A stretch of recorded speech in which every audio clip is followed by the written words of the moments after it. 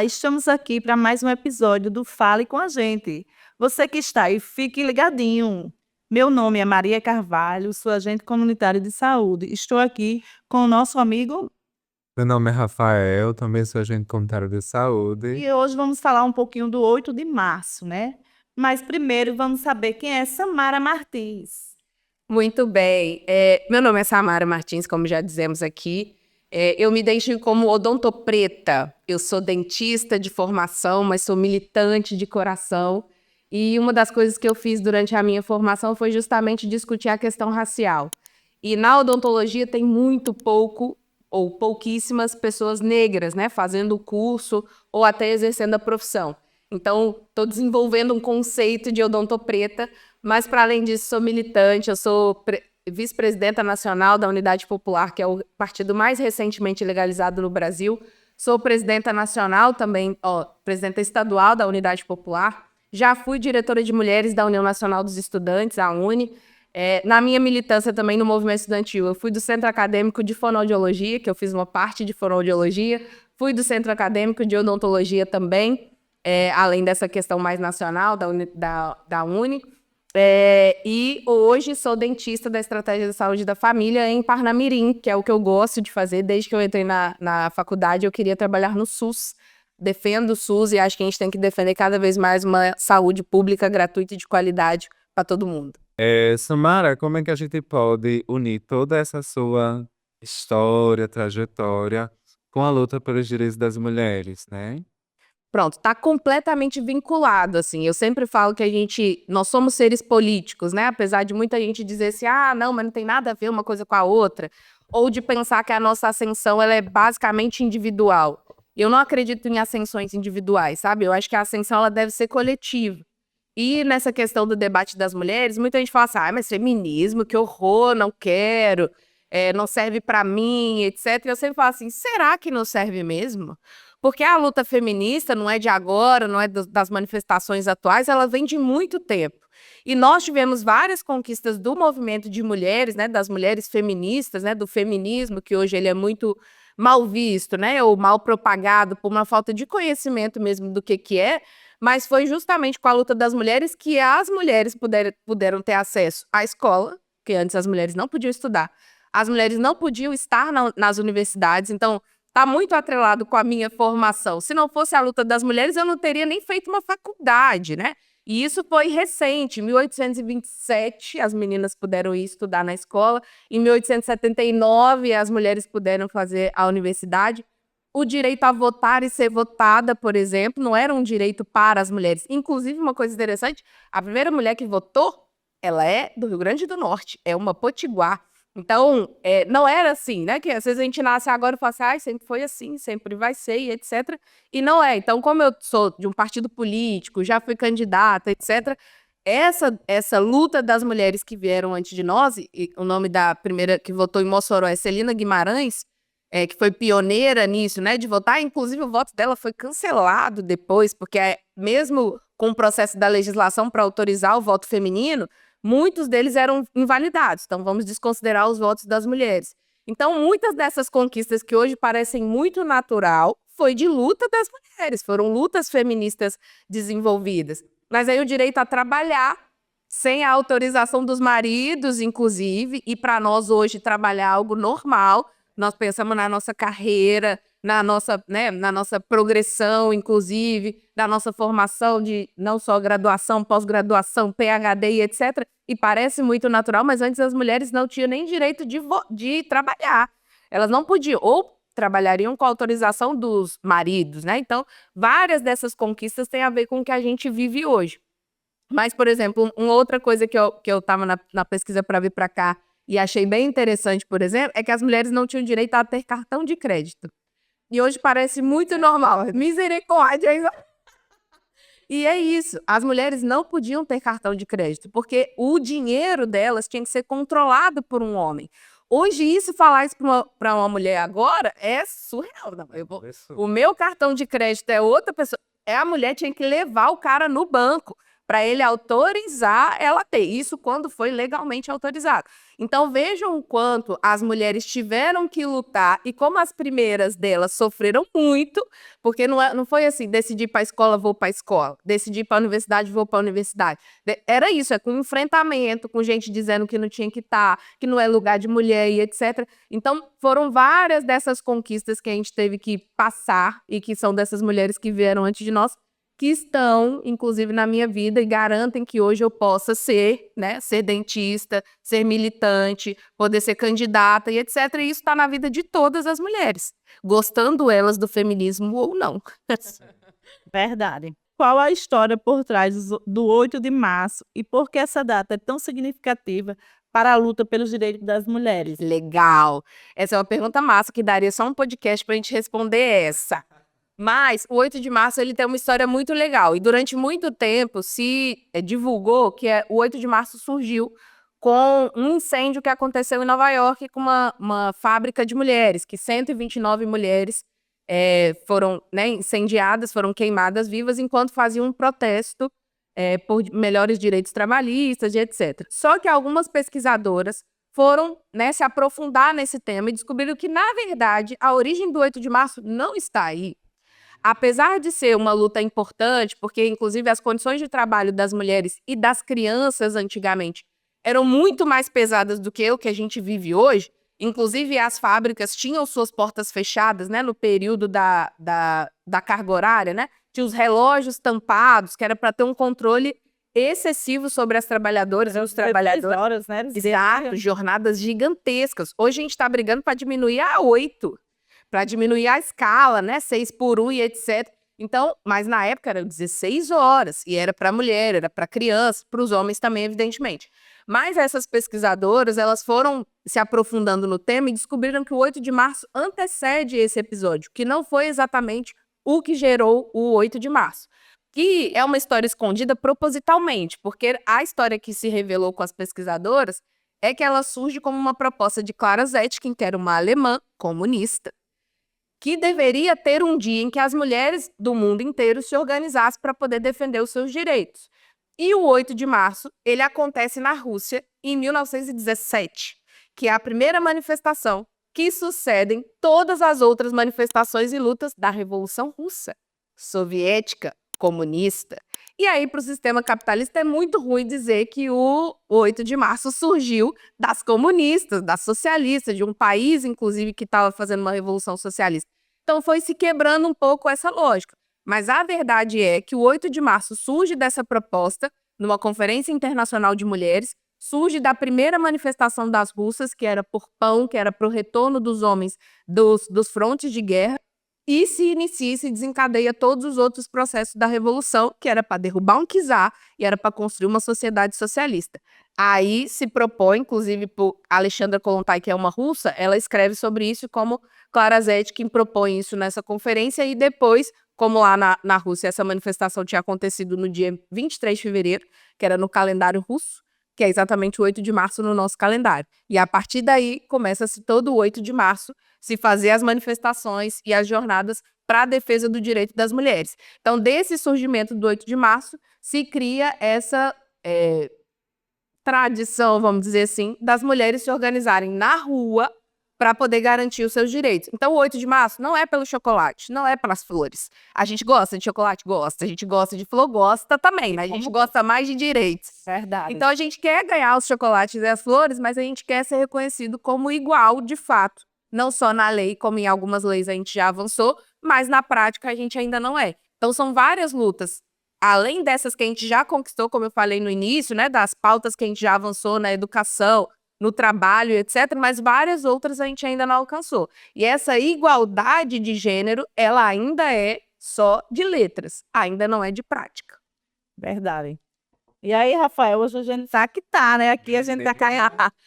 E eu queria, inclusive, indicar um livro para o pessoal que está assistindo aí, para poder falar dessa história aqui do 8 de março. O nome do livro é Breve História do Feminismo no Brasil e Outros Ensaios, que é de Maria Amélia Teles. Vale muito a pena ler esse livro, que é falando, para não dizer que eu estou inventando história aqui. Então, quem quiser ler para poder acompanhar isso aqui que eu falei mais resumidamente, vale muito a pena. Na sua fala, você traz algo muito, muito interessante e muito importante, né? que é sobre o feminismo, quer algumas mulheres queiram ou não. Isso. Mas eu acho que a gente poderia se debruçar um pouco sobre isso, né? Vou até pular a pergunta. Tá. E a gente falar o que é feminismo, o que é machismo, o que é feminismo, né? Porque muita gente ainda não sabe o que é de fato e mistura e faz uma confusão. Verdade. Então, conta pra gente. Boa. Inclusive, porque justamente essa propaganda do feminismo, que é tipo como se fossem as mulheres contra os homens, né? Então agora as mulheres vão fazer tudo de ruim contra os homens e não é isso. O feminismo é uma ideologia, uma ideia que defende que as mulheres devem ter direitos iguais aos dos homens, o que difere muito do machismo, porque o machismo é uma imposição sobre as mulheres, de controle, de violência, de opressão, que é também diferente do patriarcado. O patriarcado, que a gente chama, é como a sociedade se estrutura. Então, a sociedade está estruturada no patriarcado, em que os homens têm privilégios acima das mulheres. Os homens são os mais importantes na sociedade e as mulheres são minoritárias, são diminuídas, são inferiorizadas, inclusive inferiorizadas intelectualmente. E por isso elas não podiam estar na escola. Por isso elas não entendem matemática, né? O que diz, ou por isso elas não sabem dirigir, não podem ter uma carteira, porque isso também foi uma conquista da luta das mulheres, né? Pouquíssimo tempo atrás é que as mulheres foram autorizadas a dirigir, por exemplo, porque tinha essa ideia de que nós éramos seres inferiores. Inclusive na questão da fragilidade, né? O sexo frágil e etc., que não é uma verdade. Uma mulher que pariu sabe que a gente não tem nada de frágil. Nada, nada. Porque se suporta aquela dor e depois sai feliz, carregando, beijando e abraçando aquele nenenzinho, não tem nada de frágil nisso. Mas o machismo, ele cumpre esse papel ideológico, então, da ideia de garantir esse patriarcado que é estrutural. Então, o machismo, ele convence a sociedade de que as mulheres realmente são inferiores, de que as mulheres são propriedade dos maridos. E aí, o machismo é algo que a gente combate, exatamente por isso, porque ele perpetua uma estrutura de sociedade que é para explorar cada vez mais. O machismo, assim como o racismo, ele surge justamente nesse sentido. Vamos criar ideias de inferioridade para que, com isso, a gente consiga explorar mais as pessoas, né? E oprimir as pessoas para poder explorar mais. Porque no sistema patriarcal, por exemplo, colocaram para as mulheres toda a tarefa que deveria ser garantida pelo sistema. Então, as mulheres, elas são as lavanderias, elas são os restaurantes, elas são as creches que deveriam ser garantidas pelo Estado.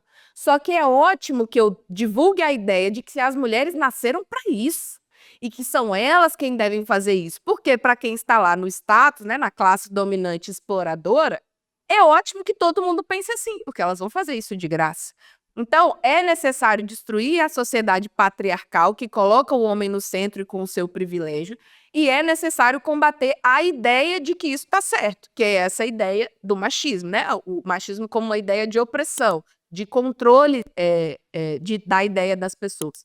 Então, por isso a gente luta contra o machismo. E não é porque agora as mulheres vão dominar e oprimir os homens com o feminismo. Não tem nada disso. Parece uma palavra contra a outra, mas o feminismo é só por defesa de igualdade de direitos. Não oprime ninguém.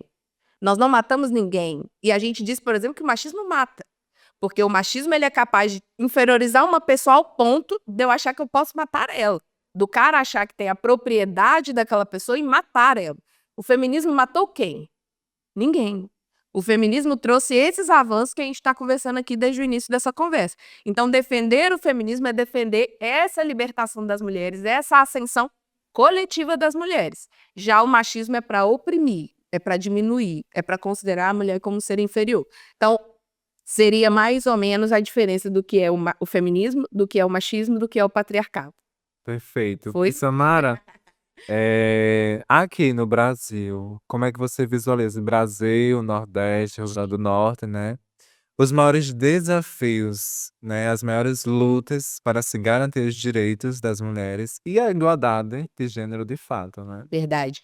Tanto que eu não falei no início, mas eu sou do movimento de mulheres ao governário também. E a gente faz muito esse debate porque a gente precisa discutir a questão de gênero casada com a questão de classe, casada com a questão de raça, porque isso sim, né, intersecciona, vamos dizer assim.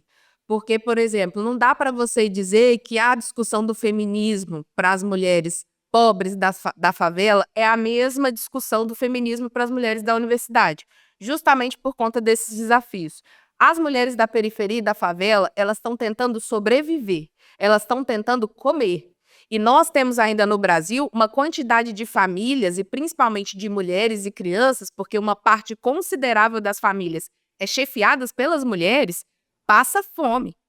Então, essas mulheres estão tendo que ainda enfrentar os problemas para sobreviver. E aí você vai chegar lá com um monte de histórias e conceitos e etc. Não vai funcionar. Então, nós temos que resolver esses problemas palpáveis que as mulheres estão vivendo agora, que é a questão da fome, por exemplo, da miséria. Outra questão principal que às vezes atrapalha as mulheres de se organizar, de se engajar num movimento, num partido, numa greve, numa qualquer movimentação social que tenha. Elas estão vivendo a violência. E é a violência doméstica aquela que a gente tem propagado mais, isso é muito importante. Então, nós temos feito um esforço, e é o movimento feminista que tem feito isso, de dizer que a mulher não pode apanhar, que não é normal, que aquela história de dói um tapinha não dói, não existe, que de briga de marido e mulher ninguém mete a colher, não existe, tem que meter a colher e não pode, não pode. Então, são importantes, mas que não são só essas violências. As mulheres sofrem a violência física, a doméstica, a violência psicológica, a violência patrimonial ainda, porque a gente estava discutindo aqui o cartão de crédito, mas muitas mulheres ainda não têm o controle sobre os seus próprios bens. Isso é a casa, e isso é o dinheiro, às vezes o dinheiro dela. E por isso que, por exemplo, programas sociais como Minha Casa Minha Vida colocam as casas no nome das mulheres, para que elas tenham condição de dizer, isso aqui é um bem meu. E o cara, com facilidade, vende a casa, porque ele não está pensando nos filhos, ele não está pensando em outras coisas, e abandona com uma facilidade as famílias. E por isso as mães solos estão aí pelejando para poder cuidar das suas famílias. Mas vivem uma outra violência que, para nós, é muito gritante e tem sido alarmante. Eu, como uma mulher preta, uma mãe preta, que mora na periferia, vivo, é a violência do Estado. Nós ensinamos nossos filhos a não morrer. Nós falamos com o nosso filho, olha, se chegar a polícia, não olha no olho. Não fala alto, mostra sua identidade, porque os nossos filhos estão morrendo. Então, essas são as vivências das mulheres da periferia. Então, se você não discutir classe, você vai discutir numa superficialidade. Angela Davis, outro livro muito legal que eu vou indicar para vocês, Gênero, Raça e Classe, de Angela Davis, é uma Pantera Negra, é um partido dos Estados Unidos. E ela disse exatamente isso. Enquanto a discussão do feminismo não engajar as mulheres negras, e enquanto o serviço doméstico for a realidade da maioria das mulheres negras, a emancipação das mulheres é mera abstração. Uma abstração, é algo extremamente superficial, porque as mulheres negras estão lá nesse lugar de subalternidade, na base da pirâmide. Então tem que se haver essa discussão. Então, são entraves que ainda impedem as mulheres de seguir na luta e avançar mais, inclusive em algumas pautas, porque elas estão discutindo o básico, o básico. Então, nós temos que fazer esse enfrentamento. E os nossos movimentos, os nossos partidos têm que estar lá nesses lugares, onde acham que essas pessoas não podem discutir política, porque acham que é só os brancos engravatados, homens brancos engravatados lá no parlamento que podem decidir. As mulheres negras sabem muito bem o que falta numa casa, sabem muito bem. Agora, elas não têm espaço, elas não têm oportunidade, elas não estão nesses espaços de poder de decisão. Então, são várias coisas que interseccionam para a gente poder discutir o feminismo real, porque senão ele fica só acadêmico ou só da internet. Eu falo muito, né? Não, mas é bom, é bom. Tomara a sociedade pode apoiar melhor as causas femininas. E qual o papel do homem nesse processo? Muito bem. Muitos movimentos, às vezes, e tem até isso, né? Que eu acho que até você falou, eu não citei, que a gente chama de feminismo radical, né? Que então homens não prestam e saiam daqui, todos vocês, e nós não queremos falar com os homens. E não é isso. Justamente entendendo que é uma questão de classe, os homens também são explorados pela sociedade capitalista. Então, eles são os nossos irmãos na luta para a destruição desse sistema. Claro está que esses homens que são da nossa classe também se privilegiam dessa sociedade patriarcal e machista. Porque o homem da nossa classe, ele sofre a exploração do patrão, mas ele explora a sua companheira, né? E ele acaba sendo ali o agente de opressão às mulheres. Só que é necessário fazer essa discussão com os homens também. Não adianta todas as mulheres entenderem o feminismo, defenderem o feminismo, e os homens estarem assim, o problema é de quem está falando aí, eu vou continuar fazendo. Tanto que a gente defende, por exemplo, na Lei Maria da Penha, que foi um avanço, mas tem vários problemas, inclusive, tem lá prevendo a reeducação dos homens. Faz sentido. Só que nessa sociedade que faz uma reeducação superficial, mas que depois mantém toda a estrutura de que as mulheres são inferiores, de que as mulheres não conseguem, né, pensar, que as mulheres não conseguem dirigir, você acaba mantendo a sociedade do mesmo jeito que está. Então, nós precisamos trazer os homens para poder fazer esse debate. Não para eles acharem que sabem mais da pauta, porque às vezes tem uns que falam mais feminista do que eu. Não tem. E não é verdade, porque não Fala, mas na ação é diferente. na ação é diferente, exatamente. Então, nós precisamos trazer esses homens para agirem. Porque, às vezes, na frente de outras mulheres falam, mas no grupinho entre os homens, é todo tipo de machismo que tem, entendeu? De exploração da mulher, de objetificação das mulheres. Porque a gente, às vezes, fala assim, a cultura do estupro, né? Todo mundo fala assim, não, que isso, só monstros sádicos fazem isso. Não é verdade. O machismo e o estuprador são pessoas extremamente comuns, os considerados cidadãos de bem. Então, se você não fizer essa discussão, inclusive na escola, dos papéis, do sexismo, que às vezes é a nossa educação, uma educação extremamente sexista, de que tem cor de menina, cor de menino, brinquedo de menina, brinquedo de menino, se a gente não mudar essa estrutura toda, nós vamos perpetuar essa violência, a diminuição e o feminicídio das mulheres, porque está tudo casado. E é dentro dessa estrutura patriarcal. Você já falou um pouco sobre, Samara, mas de que maneira a interseccionalidade ela influencia a luta pelos direitos das mulheres no Brasil? E aí eu gostaria de frisar a interseccionalidade, como você mesmo já disse, né? Odonto preto, né? As mulheres pretas, as mulheres negras, as mulheres com deficiência, as mulheres periféricas, né? As mulheres mães solo, mães atípicas, né? As mulheres trans. Como que toda essa interseccionalidade pode influenciar na luta pelos direitos das mulheres? Isso. E são questões bastante importantes, porque às vezes a gente segmenta e enxerga a história, né? A história ela é contada por um agente, por exemplo. Até nesse movimento do voto das sufragistas, tem essa discussão, por exemplo. Era um movimento que defendia as mulheres brancas votarem. E aí, por quê? Porque elas se sentiam inferiores aos homens pretos que já podiam votar. Então, se você não faz essa discussão de qual lugar está esse discurso e quem conta essa história, nós não vamos poder ser real na prática da questão. E todas essas opressões, elas estão, tanto essa do racismo, do machismo, da LGBTfobia, todas essas opressões, elas estão juntas para poder manter uma estrutura sistêmica, econômica e social. Então, se a gente não discute ela toda casada, é uma ilusão pensar que nós vamos acabar com o machismo mantendo essa estrutura desse jeito. É uma ilusão. Porque, como eu disse antes, não é porque é uma pessoa ruim, não é porque é um indivíduo só, monstro, sádico e etc. É sistêmico, é pensado. E aí, se a gente achar, não, mas agora nós vamos dar esses direitos para as mulheres, inclusive Samora Machel, que é de Moçambique, um revolucionário, escreveu vários textos muito legais também, vale muito a pena ler. Ele disse, não é por caridade que se emancipa as mulheres, não é por caridade que se discute o combate ao machismo e o racismo. Ele é necessário, porque se ele não for levado à prática, nós vamos destruir o nosso planeta. É uma questão de vida ou morte. Não é só uma questão de, que legal se a gente desse esse direito para elas. Que legal se a gente desse essa cota para elas. Não é sobre isso, porque esse sistema que a gente vive hoje, ele destrói todas as forças que a gente tem, todas as energias, sejam elas da natureza ou humanas, destrói todas elas. Então, precisa estar todas elas juntas e para discutir essas especificidades. Porque quando você discute mulheres, você não discute só as mulheres brancas. E elas têm as suas especificidades, como todas essas que você citou aí. Quando você discute a maternidade, você não discute só as mães que têm toda uma rede de apoio legal e massa que aparece no Instagram. Não é a realidade. E essa, inclusive, é uma outra discussão que a gente tem feito muito, né? Que é o direito à maternidade. Quais mulheres têm direito à maternidade? Agora que, inclusive, tem um monte de influência dizendo que é muito legal e muito massa ter bebês e fazer os chás revelações e fazer os mêsversários e fazer não sei o quê. Essa não é a maternidade real. Então, qual é a discussão para as mulheres reais? Não que essas não façam parte, fazem parte, mas muitas delas se beneficiam pela estrutura patriarcal. porque garante privilégios a elas e às famílias delas. E foi justamente essa exploração do que eles consideram inferior, porque nós não somos minorias, nós somos maiorias minorizadas, né? Porque vai dizer, as minorias. Nós não somos minoria, nem as mulheres são minoria, nem os negros são minorias no Brasil, porque nós somos maiorias, nós somos maiorias.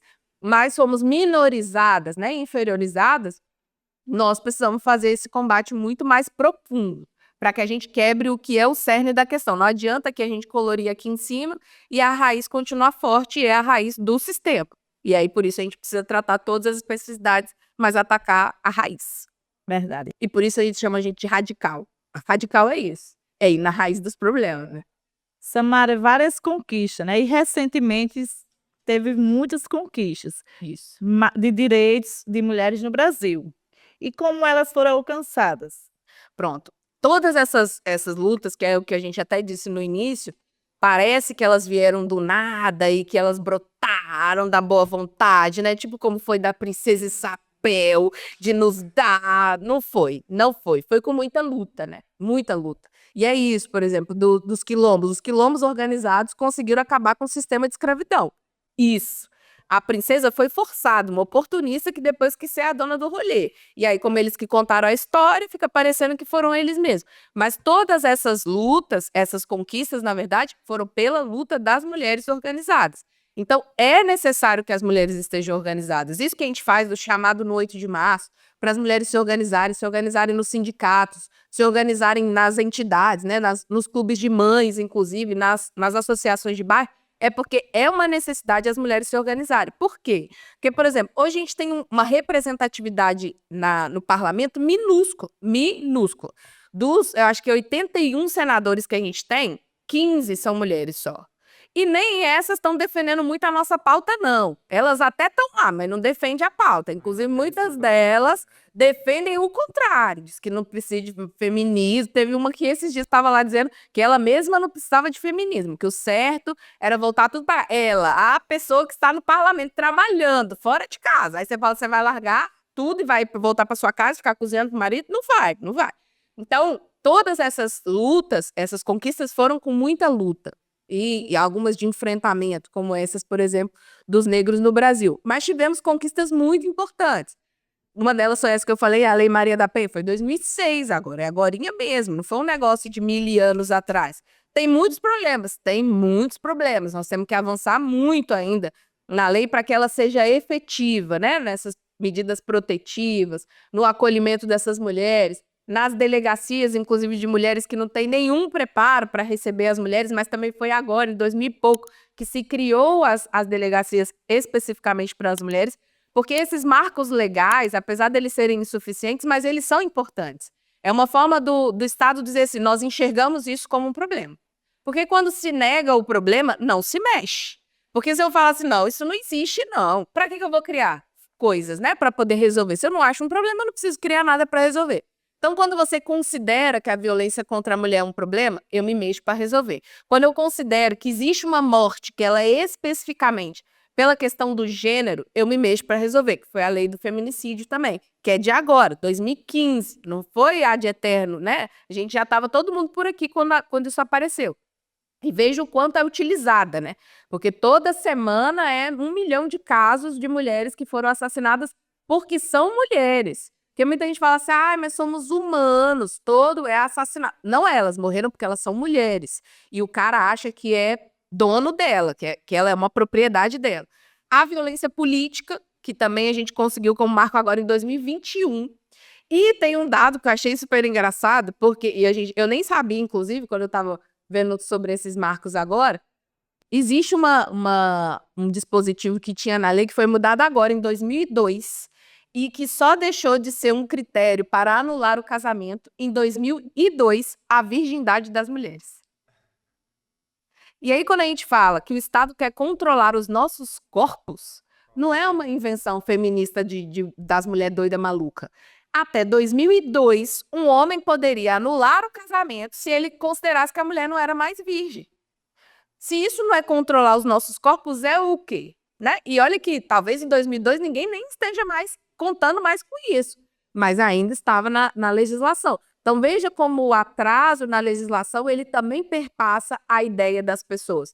Porque se o cara pode anular porque a mulher não é mais virgem, ele pode fazer o que ele quiser, se ele achar que a mulher traiu, se ele achar que a mulher está com outro relacionamento, que terminou com ele, porque também o direito ao divórcio aconteceu pouquíssimo tempo atrás. As mulheres eram obrigadas a morrer junto com o cara se ele não desse o divórcio. O divórcio era direito só dos homens, não era um direito das mulheres. Então, veja como o sentimento de posse ele é existente. E ele é sistemático por quê? Porque ter o controle sobre as mulheres, você controla a prole. A prole é o quê? É que dá o direito à herança, para a herança continuar na família. Porque no sistema capitalista, o importante é o capital, é dinheiro. E tudo se movimenta nessa questão. Então, eu tenho que explorar quem eu considero menor e eu tenho que convencer todo mundo de que eles são menores. E eu tenho que garantir que essa mulher seja controlada para poder garantir que esse dinheiro continue aqui na minha família e manter tudo aqui dentro da minha casa. Então, veja como é uma questão de propriedade privada mesmo que os homens tinham sobre as mulheres. Mais para poder ir rápido, uma das questões principais desses últimos anos de avanço são justamente nos direitos reprodutivos das mulheres, né? Então, a questão da discussão sobre a violência obstétrica, que é outra violência que as mulheres, toda vez que estão grávidas, o maior desespero do mundo é o que ela vai sofrer quando ela for parir. Eu sou mãe de 2 filhos. Eu preparei todo mundo que poderia estar comigo na hora de parir, eu preparei eles para brigar. Eu falei, se acontecer isso, você não deixa, se acontecer isso, você não deixa, se acontecer isso, você não deixa. Porque eu não queria que aquele momento se transformasse um inferno na minha vida. E várias mulheres passam pelo parto como um inferno. E decidem, inclusive, não ter mais filhos porque não querem viver aquilo de novo.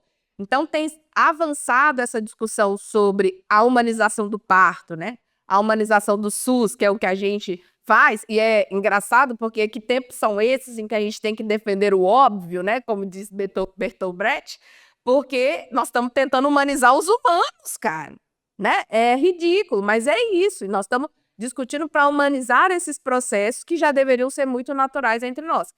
Por exemplo, a laqueadura foi permitida agora, se não me engano, 2022, que até achei estranho, 22, há 3 anos atrás, que as mulheres podem fazer a laqueadura sem autorização do marido. Porque ela não podia fazer se o cara não deixar. É o corpo dela, é o útero dela, é ela que vai passar 9 meses gerando um bebê e ela não pode decidir. E isso sem falar no aborto, que poderia dar outro podcast aqui. Pois é, né? Mas já estamos chegando, né, ao nosso limite aqui dos nossos minutos, né? Mas assim, desde já agradecer, né, aqui passar para o nosso amigo Rafael. Samara, fantástica a sua participação aqui, né? Aprendemos muito. Espero que você que está em casa aí nos assistindo tenha aprendido bastante, né?